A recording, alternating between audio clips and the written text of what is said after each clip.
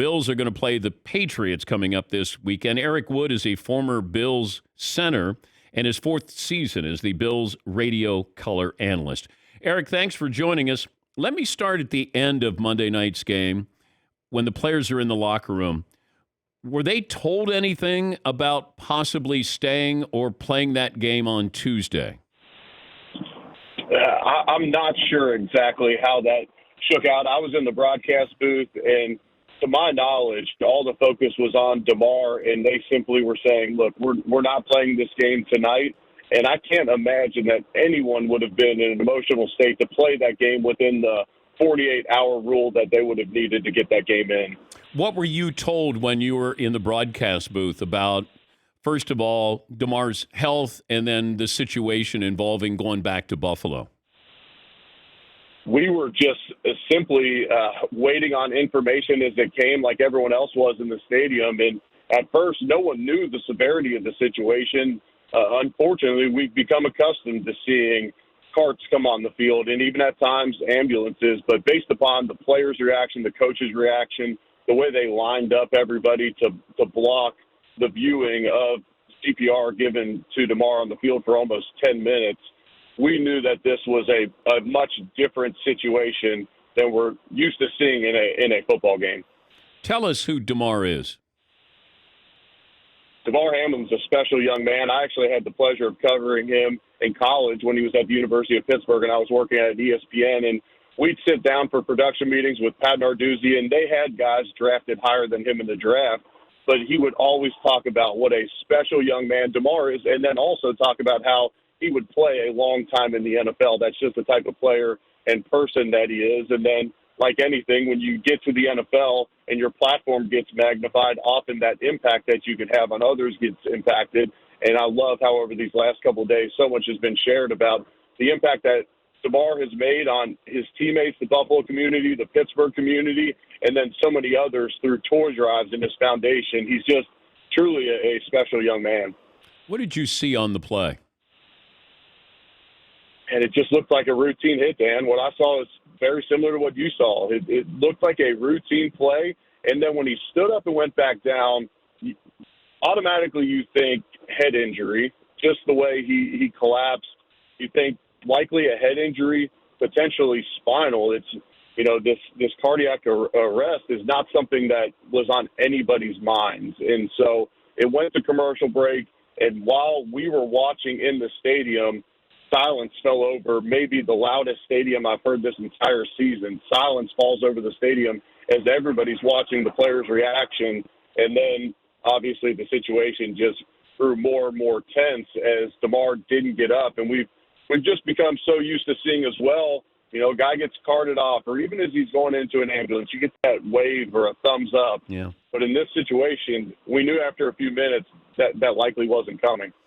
But then you're on the air, you're on radio, and you have to describe all of this. Like, how do you get through that hour-long period or however long you guys were on after the injury and then realizing that the game had been canceled? Yeah, so at first, they're asking me, a former player's perspective, how do you compartmentalize this and continue playing? And there's been many times that I've had teammates carted off, and it's an emotional period, and then you just have to go back and do your job. And this was not one of those situations, though, and it got to the point where the players were so emotional, the coaches were so emotional. I went even as far as to say if the Bills were forced to forfeit the game and take a loss and lose home field advantage in the 1 seed, so be it. Do what you have to do to get back in the locker room and focus all your attention on Demar. I was wondering, though, we're talking to Eric Wood. He's a former Buffalo Bills center in his fourth season as the Bills radio color analyst. Joe Buck reported a couple of times the players were told to get ready. They had a 5-minute window to compose themselves and resume play. Were you guys told anything about the possibility of them continuing that game? We weren't told anything. We saw those reports through ESPN as well. And, since then, the league has denied it. ESPN has kind of stood by the fact that information was relayed to them. I'm hoping what happened in the situation was people that were not in the stadium did not understand the severity of the situation. So they were simply saying in times of prolonged period for someone injured that teams are given a 5-minute period to warm back up. They don't necessarily have to go right back into playing. That is simply the rule and not what they were going to impose necessarily on this situation. I'm not sure exactly what was said or communicated during that time. I'll also say that while the NFL is not perfect and Roger Goodell and his team aren't perfect and neither are these teams, and I just feel like there's a certain amount of grace that needs to be given to a completely unprecedented situation on the field. What do you expect out of the Bills this weekend against New England? It's tough to say, Dan, because, those guys are still so emotional. The mental and emotional stress those guys are going through still today. And I know they did a lot yesterday to try and mitigate that. And the Bills have been on the front end of trying to pour into their players over the years through whether it's emotional issues, mental health issues, whatever it may be.